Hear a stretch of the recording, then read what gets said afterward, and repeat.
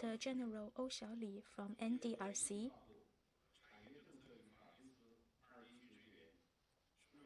Mr. Shu Chaohui, Level 2 Inspector of the Industry Policy and Regulations Department of Ministry of Information and Industry and Information, and Mr. Fan Zhenyu from Ministry of Transportation and Level 1 Inspector from NHC, Dr. He Qinhua.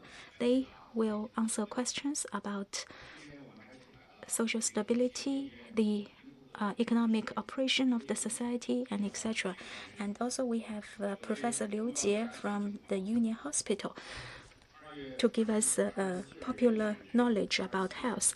Let me first give you some updates. Yesterday, China's mainland reported for new increased confirmed cases 508, new deaths 71, including 68 from Hubei, 2 from Shandong, and 1 from Guangdong. For new suspected cases, 530. For new cured and discharged cases, 2,589. Close contacts removed from medical observation, 15,758. And the severe cases are reduced by 789. By the end of yesterday, China's mainland reported that there are 47,672 confirmed cases, including 9,122 severe cases. In accumulative terms, the cured and discharged cases 27323, deaths 2663, reported confirmed cases 77658, and existing suspected cases 2824. In accumulative terms, 641742 close contacts are traced, and the close contacts under medical observation 87902. For Hubei, the new confirmed cases 499, including 464 in Wuhan. For new cured and discharged cases, 2,116, including 1,391 in Wuhan. New fatal cases, 68, including 56 in Wuhan. For existing confirmed cases, 43,369, including 34,691 in Wuhan, including severe cases 8,675, including 7,647 in Wuhan. In accumulative terms, the cured discharged cases 18,854, including 10,337 in Wuhan. In accumulative terms, fatal cases 2,563, including 2,043 in Wuhan. Confirmed cases 64,786, including 47,071 in Wuhan. For new suspected cases 373, including 282 in Wuhan. The existing suspected cases 2,292, including 1,529 in Wuhan. In accumulative terms, from Hong Kong, Macau, and Taiwan, confirmed cases 121, including 81 from Hong Kong SAR, 10 from Macau SAR, and 30 from the Taiwan region. Excluding Hubei, the whole nation has increased 9 new confirmed cases and 157 suspected cases and 3 fatal cases. For severe cases, it has been reduced by 34. Excluding Hubei, 7 provinces have had their confirmed cases numbered fewer or equal to, and 9 provinces and autonomous regions have no new confirmed cases. In Wuhan, the severe case proportion was the highest in February the 11th, which was 36%, and now this percentage has been reduced to 22%, and we can see the remarkable decline over the past 3 days. The severe case proportion outside Hubei has been stable. It has been 11.8% and 10.5% respectively. And with the joint synergy between the front line and second line treatment and containment measures, the mild cases are prevented from the worsening of the symptoms, and the treatment has been generating sound results. Now we will have the Q&A. Please identify yourself before you ask questions. Now the floor is open. The first question on the right, on the front row, the lady over there. Thank you, moderator. I'm from CCTV. President Xi Jinping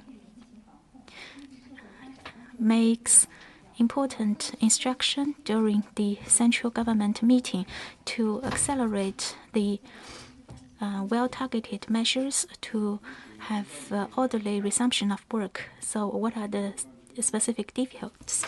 We will have DGO to answer your question. Thank you for your question. Since the outbreak, under the overall planning and guidance of the President Xi and the Central Committee of CPC and the State Council, a lot of well-targeted measures have been adopted and generating sound results. However, the localities differ in terms of the epidemic situation. So if we adopt a once-for-all solution, that would affect the orderly resumption of work. That's why we need diversified and tailor-made measures. For these measures, it means that for localities or provinces excluding Hubei,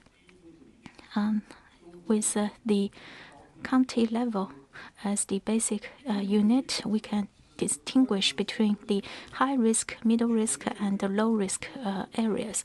For low risk areas, we can remove the travel restrictions and help the companies or enterprises to address difficulties in material supply, and record keeping or approval should not be used as a pretext to prevent the enterprises from resuming their operation. For mid-level risk areas, the enterprises will be guided to conduct appropriate disinfection measures for the orderly resumption of work. For disease prevention and control, it should be advanced in parallel with the resumption of the work. For high-risk areas, there should be strict containment measures. We should continue to focus on the containment efforts. Then, afterwards, we can have the orderly resumption of the work. But there is a prerequisite here. For high-risk areas, it is also necessary to ensure the proper operation of the society.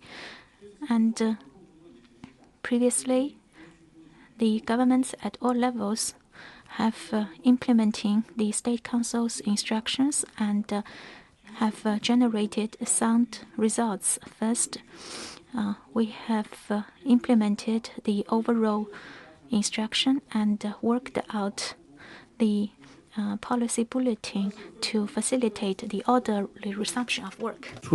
Second, we collaborated Ministry of Finance, PBOC, and adopted financial and taxation policies. Preferential loans and discount rates have been provided to those key enterprises. We've adopted some phased policies to reduce the cost of electricity, natural gas, and labor cost, encouraged these businesses to recover businesses. And also, the businesses have staggered the hours and days of people returning to workplaces. And fourth, we promote those well-conditioned businesses to recover business as quickly as possible. Fifth, we have a daily scheduling system. In general, the situation has been good. For the next step, NDRC will collaborate with relevant departments to implement State Council's deployment, adopt pragmatic policies, and guide localities to have situation-based, risk-rated systems so as to minimize the impact from the epidemic. Thank you. Next question, please.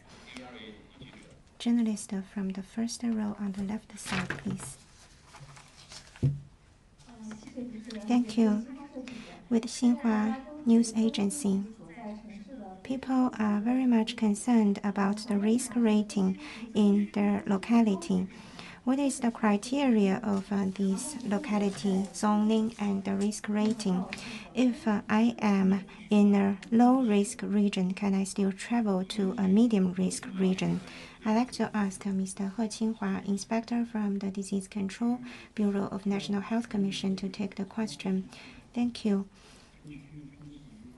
We need to have a comprehensive knowledge of the precision in policy selection, locality-based and risk-rated system promoted by the central government. We need to comprehensively consider the effectiveness of the policies. The county level is the basis of such locality zoning. The epidemic transmission situation is the basis for the risk rating. Low, medium, and high level of risks. The central government has leading opinions, and the localities and provinces will zone their counties, districts into different levels of risks, low, medium, and higher level of risks. A journalist has asked a commonly concerned question as to whether a person can travel across the regions of different risk ratings. First, we've got to understand that in each locality or different risk-rated zonings, there are different levels of prevention control, like in the low-risk zones. The importance is to prevent against the importation of transmission carried by people. So if there are people returning back to work, we need to identify where they come from. Are they coming from the higher risk zones, or are they coming from the medium level risk zones?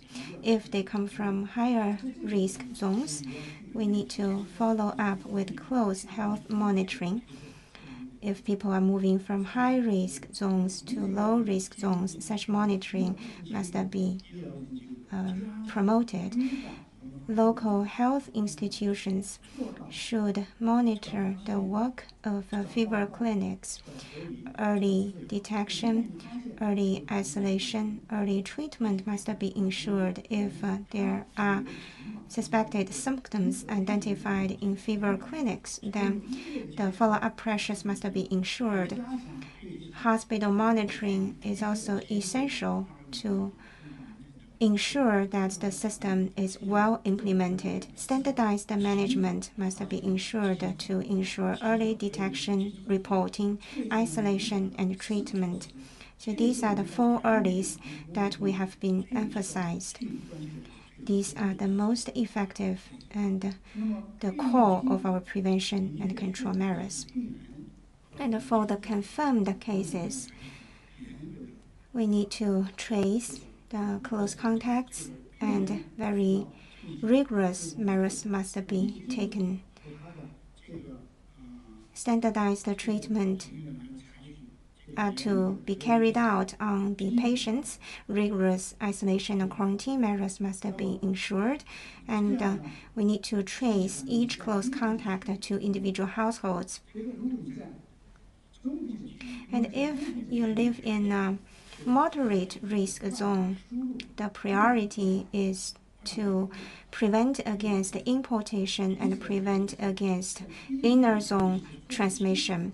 On top of the measures adopted in a lower risk zone, prevention control measures need to be stepped up, including the stockpiling of supplies and human resources.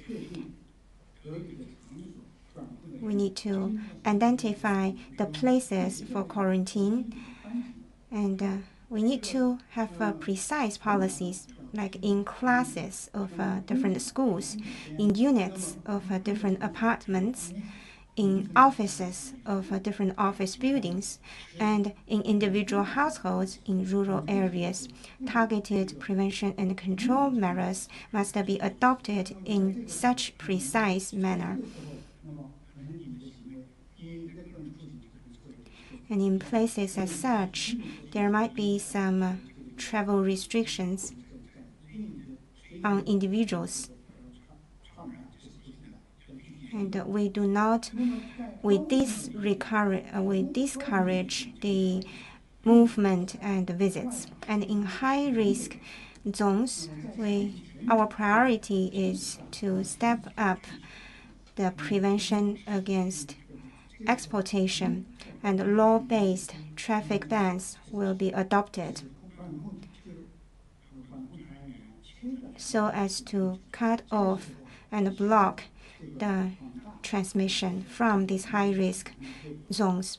So we do hope that people from the high-risk zones will support such measures by the government. Those who live and work in high-risk zones, there will be some travel restrictions on a daily basis. Thank you. Next question, please.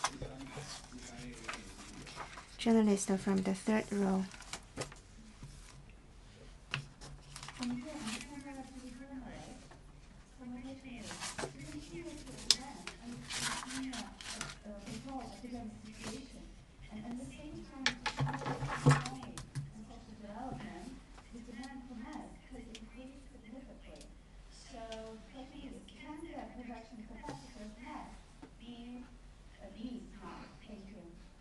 嗯，我想问的问题是，在继续做好疫情防控、统筹推进经济社会发展工作的背景下，两方面的工作同时要开展，那口罩的需求将大量增加。现在口罩的生产能力能不能满足需要呢？I'd like to ask Director General Ou Xiaoli from NDRC to take the question. Thank you. Since the outbreak of the epidemic, masks are very much concerned by the general public. A small piece of mask can be effective in stop the transmission of the virus and has been proven effective in our prevention and control efforts. Therefore, it carries great significance at such an unconventional time. Masks also play an important role in promoting unity, cohesion, and prevent against panic. It carries some social significance. We care very much about whether the supply of masks can meet the current needs. So I'd like to address the question from both supply and demand. If we look at the supply of masks, with concerted efforts from all walks of life, the manufacturing capacity of masks have increased by big margin compared with the early time. The daily production capacity exceeded 54 million. 3 times higher than that of the Spring Festival period, and daily production capacity has exceeded 900,000 pieces. In the total supply, the medical masks can supply the needs of the frontline medical workers. Over the past months, we have made every effort to encourage the mask producers to resume their production. We are also actively taking the initiative to help address the problems that they are faced with, such as the difficult to enroll enough workers, and with these, the production capacity has been exceeding 100%, so it has already been 110% of the installed capacity. And we're also making every effort to increase the production capacity. 3 batches of enterprises have already been helped to realize the production transition with accelerated approval procedures, and many major SOEs and private enterprises are also beginning to produce masks. So we have every confidence in our institutional setup, which is to mobilize the whole country to satisfy the demand. And I'm confident that the supply of facial masks will be ensured. And in terms of the demand, we emphasize the appropriate use of facial masks. That is to say, to reduce the demand for facial masks. Previously, there has been a major jump for the masks, and it is expected that with the resumption of work and back to normal lives, there will be increasing demand for facial masks, and the gap between the supply and demand is expected to increase. And it is unrealistic to expect that the production can always satisfy the demand. So it's necessary to reduce the unnecessary demand. We noticed that some people are also wearing N95 even if they are just staying at home. And for some people, they also have their facial masks, and especially the N95 masks, changed every 4 hours, even though they don't work in crowded places. So this is not necessary, and we advocate the efficient and rational use of the facial masks. We try to discourage such wasteful use of masks. Not long ago, the Q&A and the relevant public advocacy campaigns are launched to educate the general public for the scientific use of facial masks. You can find the video clip online, and it is a very good one. For example, it tells people that it's not necessary to wear facial masks when you are in an open space. And now we are having the spring agricultural production and plowing, and it's not necessary to wear the facial masks. And also, the use of masks can be extended rationally. So I strongly encourage all of you and the general public to download this video clip from the NDRC website and resend it or help us to promote this video clip. Also, we can see that facial masks are important shields for us to be kept away from the virus, and we will make every effort to overcome such a gap in the supply and demand. All in all, the winter will eventually go and the spring will always come. So I would like to urge or call on the people to improve their immunity, as this is the fundamental solution to the epidemic prevention. Okay, let's continue. On the left, on the second row, the lady reporter. Thank you. I'm from China Transportation News. My question is, an important guarantee for orderly resumption of work is the smooth transportation. So my question is, how about the current transportation in the country? DDG Fan to answer your question. Thank you for your question.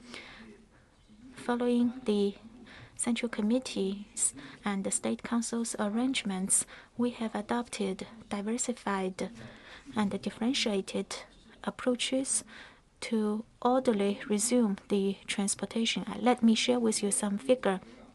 At the moment, we can see the transportation traffic is resuming. The passenger trains and vehicle buses are increased by 95.4% and 130.6% respectively, and also the road traffic has been increased quite largely, and the momentum is being sustained. In terms of the road traffic, by the end of yesterday, 27 provinces have resumed their inter-provincial buses or chartered buses or coaches. Especially in provinces like Zhejiang, they have orderly resumed the traffic to move the workers back to work. And in terms of the urban public transportation, 125 prefectures and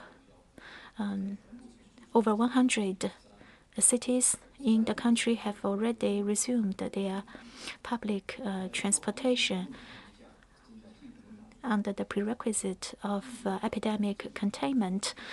The transportation authorities are trying to ensure the justified needs of transportation. Furthermore, together with the health authorities, the transportation authorities have set up the health quarantine checkpoints in the ports and the hubs. Now the number of health checkpoints have been reduced from 17,000 to about 9,000. So 8,000 health checkpoints have already been removed. So we are orderly resuming the traffic. Let's continue. On the right, on the second row, the third gentleman. Thank you. From People's Daily or People's Net, people's.cn. We can see that the medical supplies are being improved in Wuhan. However, there's still a daunting task to take in all the cases who should be appropriately treated. Premier Li Keqiang has emphasized the need to ensure the medical supplies. So what are the specific measures adopted to ensure the adequate supply of medical supplies? And also compared with other localities, what are the differentiated measures? Mr. Shu, to answer your question. Thank you for your question. Since the outbreak, there has been a surge in demand for medical supplies. As the team leader of the medical supplies team, NDRC, Ministry of Information Industry, have made every effort to make sound planning, and the medical supply in Wuhan or in Hubei in general has been identified as a top priority. Let me share with you some data. By February the 24th, medical suits, protective suits,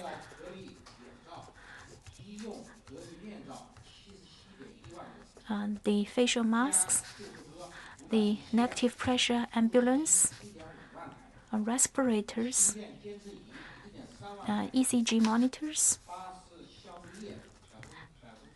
and the disinfection sanitation facilities are transported. For several consecutive days, the medical protective suits transported and delivered to Hubei have exceeded that are demanded by Hubei. The medical supply needs are basically met. For the next steps, for different risk-rated zones, we will adopt different measures to ensure medical supplies. First, will continue to prioritize the needs from Hubei province and Wuhan city and other high-risk zones and localities, and we will try all the means to ensure the supplies are there. For Beijing and other key cities, in light of the tightness of supply, we will have categorized allocation. We ensure the priority needs and urgent needs are met. Third, for areas and localities with lower risks, in principle, the local province and the city will ensure the supplies. But as we dynamically change the risk ratings for different localities, with changed risk ratings, we will make adjustment in allocation as well. Next question, please. A journalist from the right side.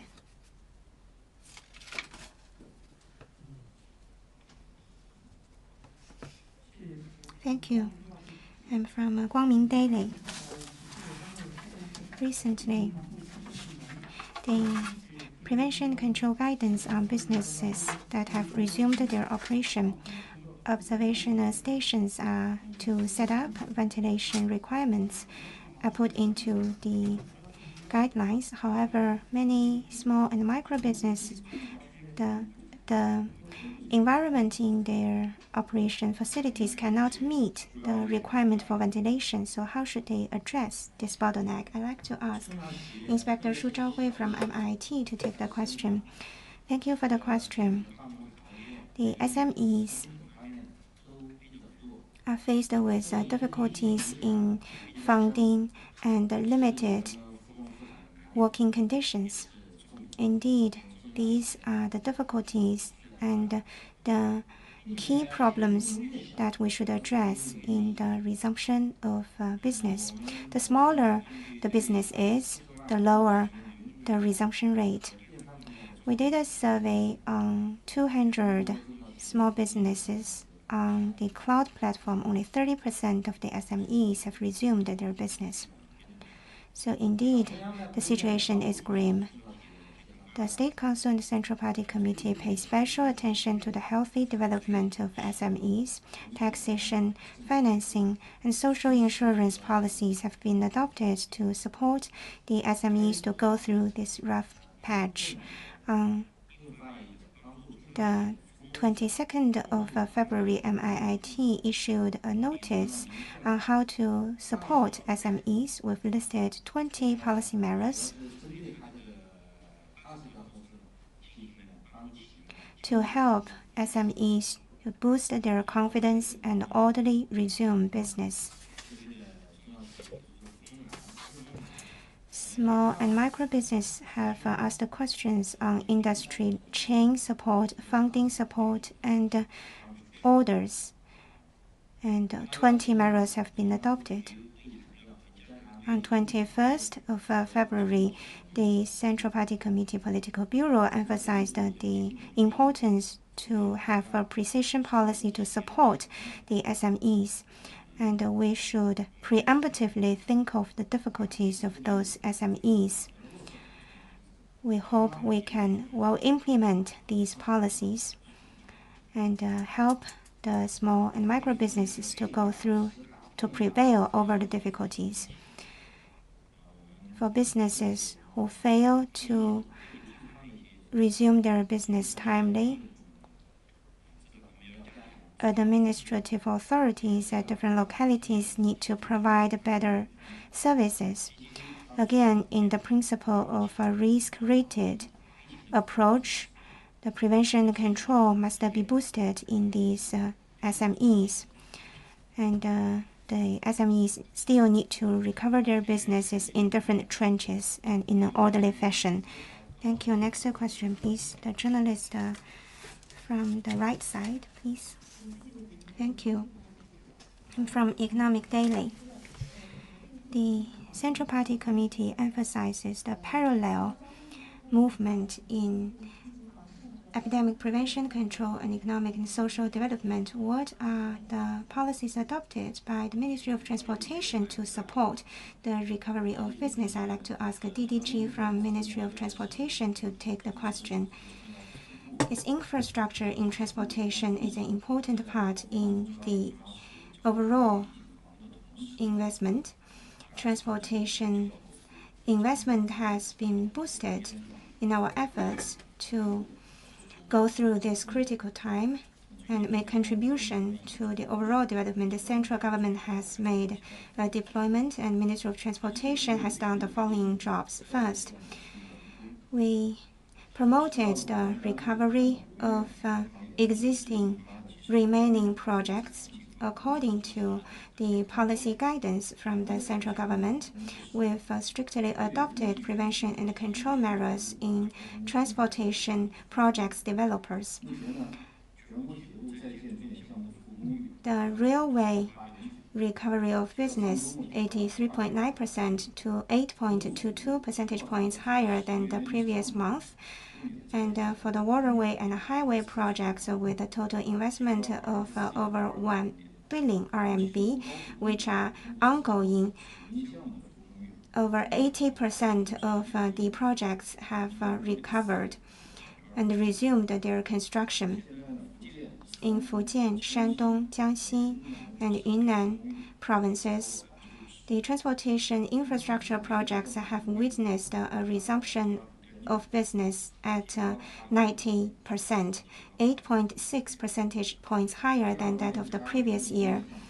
Meanwhile, we've facilitated the development of new transportation construction projects. We've changed the bidding and tendering approach. We opened the bidding and tendering online to ensure the timely opening of these bids. The good projects reserved for the 13th five-year plan period are now going through the bidding and tendering process, and we've been optimizing the project reserve. We believe with these efforts, transportation will continue to lead the overall economic and social development. Thank you. Next question, please. The journalist on the fourth row from the left side. From Hong Kong China Review, media has it that in Sichuan and Guangdong provinces there are people gathering together for some recreational activities in restaurants and in tea houses. In those lower risk areas, do we require the general public to still wear masks, and are there daily recreational activities can be recovered? I'd like to ask Mr. He Qinghua, Inspector from the Disease Prevention Control Bureau of the National Health Commission, to take the question. Thank you for your question, and I understand the general public's concern on the overall epidemic control. For yesterday, new confirmed cases 508 and 499 from Hubei. In other words, apart from Hubei province, in other provinces, new confirmed cases was only 9 across the country for yesterday.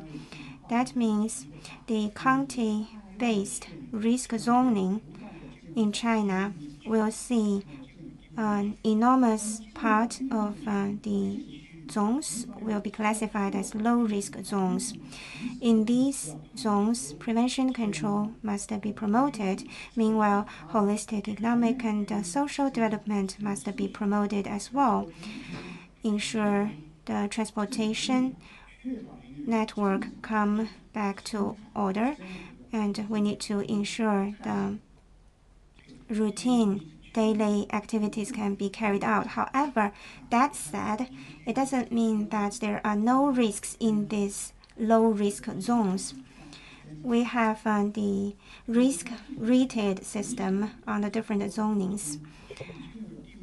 If a zone has been reclassified from a medium level of risk to low level of risk. Still, we advocate good prevention and control behaviors by the general public. Stay away from public gatherings. And if you have to attend some public gatherings, if you are back on workplaces, still we advocate social distancing during dining and the wearing of masks. If you work in an indoor place, you still need to wear facial masks appropriately and also do a self-protection soundly. And also, it is necessary to take good care of yourself, as we are still in the late winter and the early spring. So try to avoid catching a cold or flu. If you have influenza-like symptoms, like coughing and fever, you need to put on the mask and go to the fever clinics for treatment. Let's continue. On the right, the fifth row, the third journalist. Good afternoon. I'm with Health News. The State Council requires to have a dynamic adjustment to the lists of high, medium, and low risks. So how to understand such dynamic adjustment? What is the frequency of such adjustment? DG He to answer your question. Thank you for your question. As I have said, the State Council decides to have the dynamic adjustment to the risk lists. This is conducted based on the overall assessment of the situations in different provinces and localities. The provincial government is asked to make the assessment and the dynamic adjustment. You see, the situation changes all the time, and today's epidemic situation is not the same as yesterday. So it's necessary to make such dynamic adjustment and disclose such adjustment to the general public, and also according to relevant laws and regulations. In the light of the sound control of the risks, the provinces and the localities are encouraged to make dynamic adjustment to the risks lists. Last two questions. On the right, on the fifth row, the first reporter. Thank you. From Beijing News. It is noted that the supply chain is actually spreading across the country, and any link in the supply chain is necessary for the full supply chain to operate. So what is the MIIT's initiative to address the resumption of work? Yes, indeed. Thank you for your question. For major enterprises, they have a fairly long supply chain, and the major businesses are encouraged to have orderly resumption of work, as this is also critical to the resumption of work by the SMEs. President Xi Jinping made the emphasis during the State Council's meeting that there should be synergy created to encourage the orderly resumption of work. For Ministry of Industry and Information Technology, we have identified the orderly resumption of work as the top priority. So recently, for the production of agricultural products like chemical fertilizers, and also for key industrial areas like the components,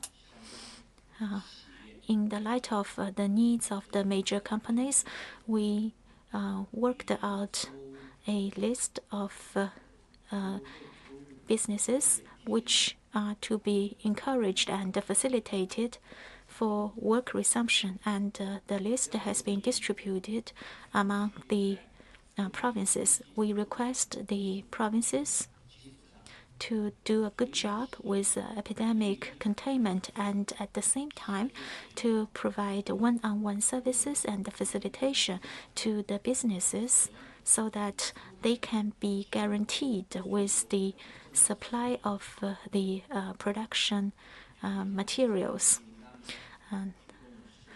The 2 batches of list covers 27 sectors and 51 major companies, and 938 enterprises who provided the production materials to the major businesses. So we follow the supply of production materials to these enterprises very closely or daily, and to facilitate the orderly resumption of work. For the next step, we will following our ministries' policy bulletin. This policy bulletin was released yesterday, and with the overall planning, we try to match the needs of the enterprises and address the information asymmetry, as well as providing the tailored facilitation. Indeed, sometimes the major enterprises are not aware whether their supply chain is working appropriately. So we are helping them, and also we try to cultivate such synergy along the supply chain. Now the last question. On the left, on the 5th row, the second lady journalist. Thank you. I'm from CCTV News. So for the tailored measures, what are the control measures for provinces outside Hubei? And is it still necessary to shut the scenery spots, or have the enclosed management of the communities? Thank you, Mr. He, Direct DG He, to answer your question. Thank you. I think you have asked 2 questions. The first is about excluding Wuhan and Hubei. What are the control measures in the provinces? And the second question is for the high, medium, and low risk localities. Will there still be closed loop management of the resident communities and the scenic spots? Well, for your first question, I have touched upon the answer previously. Indeed, Wuhan and Hubei remains to be the main battlefield of this epidemic control. But for other localities, we still need to mobilize the resources to ensure the sound containment. On the one hand, we should focus on Beijing. So externally and internally, there should be different approaches to prevent the spread of the epidemic and the potential importation of the risk, and we will make every effort to curb and stop the spread of the epidemic, and also to improve the mechanism and emphasize the great management in the communities. For government institutions and agencies, as well as the military units in Beijing, they should follow the central government's instruction and make every effort to prevent the potential spread of the epidemic. This is for Beijing. For other provinces, in Hubei province and in some other provinces, there are still increasing trend of the new cases or suspected cases. That's why we need to get ready the emergency response plans. There should be a clear accountability system. Institutions, enterprises, office buildings, and construction sites should have individual risk prevention plans. Adjacent provinces need to establish an inter-province prevention control mechanism to prevent the spreading of the disease from Hubei to adjacent provinces, as well as ensure supplies to Hubei province in Beijing. Guangdong and Zhejiang province need to set up information exchanges with the Hubei province, enhance synergy and efficiency so as to interrupt the transmission of the disease from Hubei to other provinces. Third, we need to be prepared for any rebounding of or resurgence of the epidemic. So the prevention against exportation, prevention against domestic, inter-provincial transmission, and the interruption of the transmission are important. We must have the tracking down to individual households, and whenever there is the case, we need to address promptly. Schools, nursing homes, kindergartens, and hospitals need to have rigorous prevention control measures. Sanitation, disinfection, ventilation must be carried out in public places. Rigorous efforts should be taken in the sanitation and hygiene of the markets, homestay quarantine, traffic bans, and related knowledge must be popularized. Transportation vehicles must be ventilated and disinfected. Temperature monitoring of the passengers should be followed to reduce and minimize the risks of transmission along the travel routes. Holistic arrangements must be made in all these aspects. And second question on the management of communities and the further closure of tourist sites.